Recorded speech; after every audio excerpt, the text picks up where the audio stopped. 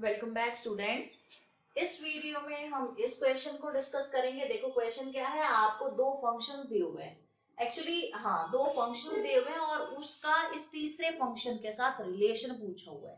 ठीक है, अब आपको क्या बताना है, वो कंडीशन बतानी है, रिलेशन भी नहीं बताना है। एक्चुअली ये एक्सप्रेशन और ये एक्सप्रेशन कनेक्टेड है इस एक्सप्रेशन के साथ, ये आपको दिया हुआ है। आपको बस वो कंडीशन फाइंड आउट करनी है कि किस कंडीशन में। अगर वो कंडीशन सेटिस्फाई नहीं होती है देन ये रिलेशन नहीं आएगा। तो आपको वो कंडीशन निकाल कर देनी है।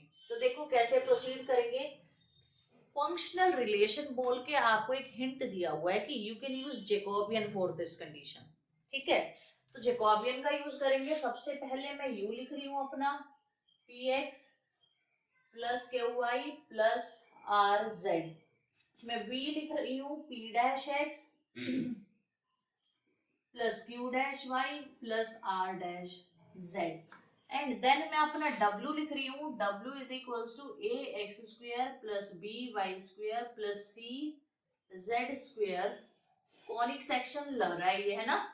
2f(y)z plus 2g(z)x plus 2h(x)y।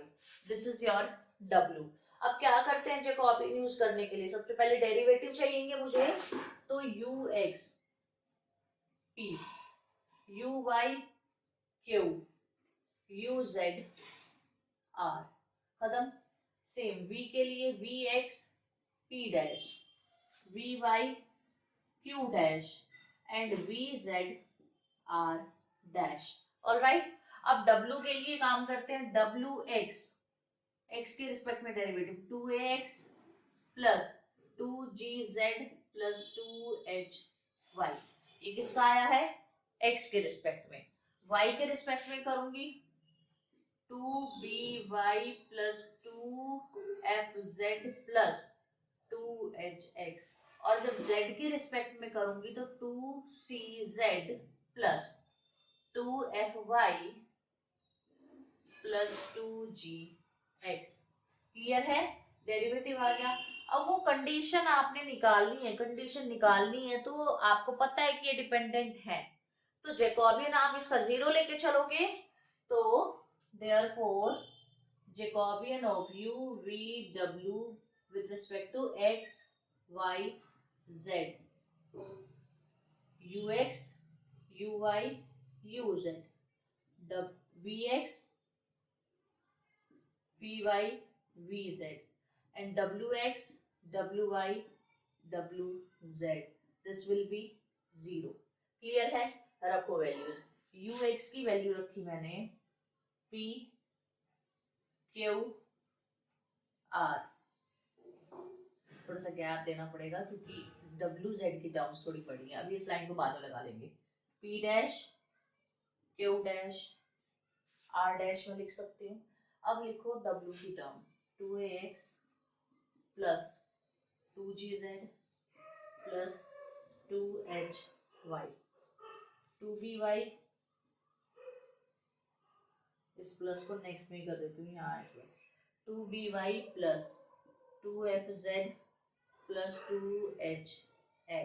उससे अगला है आपका 2cz plus 2fy plus 2gx and then this determinant c।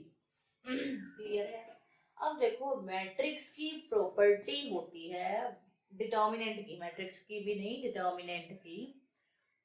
जैसे आप मैट्रिक्स में भी एक एग्जांपल दे सकती हूँ मैं आपको। जैसे आप लिखते हो ना, every matrix square matrix can be expressed as sum of symmetric and skew symmetric matrix, लिखते हो ऐसे कि उसको हम इस सम में एक्सप्रेस कर सकते हैं। ठीक है, तो वैसे ही यहाँ पे आप इस मैट्रिक्स, इस डिटर्मिनेंट को भी अब मैं 3 पार्ट्स में डिवाइड करूंगी। कैसे डिवाइड करूंगी, देखो 3 पार्ट में, पहले लिख के दिखाती हूँ फिर उसको एक्सप्लेन करती हूँ।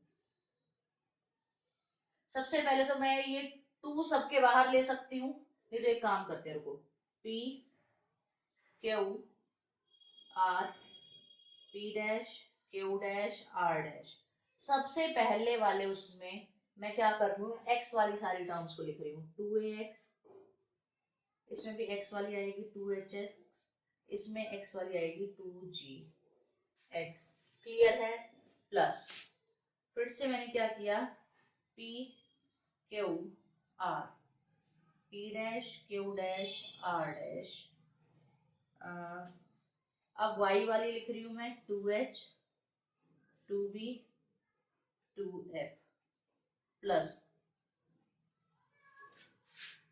p q r p dash q dash r dash, अब z वाली लिखो 2g 2f 2c, समझ आया। अब देखो ये डिटर्मिनेंट इक्वल टू 0 है, देखो कैसे लिख पाई, जब इसको मैं सम करूंगी, इसको इसको y क्यों नहीं लिखा मैंने, y y y z z z, ये तो आएगा। देखो जब मैं इसको इसको और इसको सम करूंगी, ये जो थर्ड रो है वो तो एज इट इज आ जाएगी 2ax, इसको इसके साथ ऐड करूंगी, फिर इसके साथ ऐड करूंगी, नीचे वाली थर्ड रो तो बन जाएगी। ऊपर वाले में क्या आएगा, देखो p plus p plus p, 3p आएगा, 3q आएगा, 3r आएगा, तो पूरे r1 में से मैं 3 को कॉमन ले सकती हूँ। यहाँ पे क्या बनेगा, अगर इससे मैं वापस आ जाना चाहूँ, 3 को मैंने कॉमन ले लिया पूरे r1 में से, same p dash p dash p dash, तो 3p डैश आएगा, 3q डैश आएगा, 3r डैश आएगा, यहाँ से भी मैं 3 को कॉमन ले लूंगी, तो ओवरऑल 9 मेरा कॉमन आ जाएगा। अब एक बात बताओ, दो टर्म्स का प्रोडक्ट इक्वल टू 0 है, ठीक है, आपको पता है ये 9 कभी भी 0 के इक्वल नहीं हो सकता, तो किसको 0 के इक्वल होना पड़ेगा, इस डिटर्मिनेंट को 0 के इक्वल होना पड़ेगा ना, तो ये 9 मैं यहाँ से हटा दूंगी। समझ आई कैसे काम हो रहा है। अब यहाँ से थर्ड रो में से देखो, इस वाली में फर्स्ट वाले उसमें थर्ड रो में से मैं 2x को कॉमन ले सकती हूँ, इस वाले डिटर्मिनेंट में मैं थर्ड रो में से 2y को कॉमन ले सकती हूँ, इसमें से 2z को कॉमन ले सकती हूँ, तो लो common 2x p q r p dash q dash r dash a h g plus 2y p q r p dash q dash r dash h b f plus 2z, क्या आएगा, p q r p dash q dash r dash, यहाँ से आएगा g f c equals to 0। अब आपको पता है ये जो हम जैकोबियन वाला सारा काम करते हैं, यहाँ पे x y z ये तीनों वेरिएबल एक दूसरे से इंडिपेंडेंट होते हैं, क्योंकि तभी पार्शियल डेरिवेटिव पॉसिबल है। अगर ये दोनों तीनों आपस में डिपेंड करने लग जाए तो पार्शियल डेरिवेटिव तो नहीं पॉसिबल। तो इंडिपेंडेंट होने की वजह से अब लीनियर अलजेब्रा में जाओ, इंडिपेंडेंट होने की कंडीशन लीनियर अलजेब्रा के अंदर क्या होती है कि ये चीज एक्स वाई जेड इंडिपेंडेंट है, इसका मतलब इनके कोफिशिएंट को 0 होना पड़ेगा। That means from here what can you conclude कि ये तीनों determinant p q r p dash q dash r dash and a h g it will be 0। second determinant p q r p dash q dash r dash and h b f this determinant is also 0, ठीक है। और यहाँ से जो third determinant निकल कर आएगा ये वाला डिटर्मिनेंट, ये भी इक्वल टू 0 होगा। क्यों हुआ, क्योंकि x y z ये सारे आपस में क्या है, लीनियरली इंडिपेंडेंट है। तो यही थी वो कंडीशन जिससे इन तीनों के बीच में एक फंक्शनल रिलेशन एग्जिस्ट कर रहा है। अगर ये कंडीशन नहीं हुई ना कि इसका डिटर्मिनेंट 0 नहीं हुआ या इसका 0 नहीं हुआ या इसका 0 नहीं हुआ, तो इन तीनों के बीच में रिलेशन एग्जिस्ट नहीं कर सकता। क्लियर है। तो अगर आपको वीडियो अच्छी लगी है तो प्लीज इसको लाइक करो, ज्यादा से ज्यादा शेयर करो एंड प्लीज चैनल को सब्सक्राइब करो।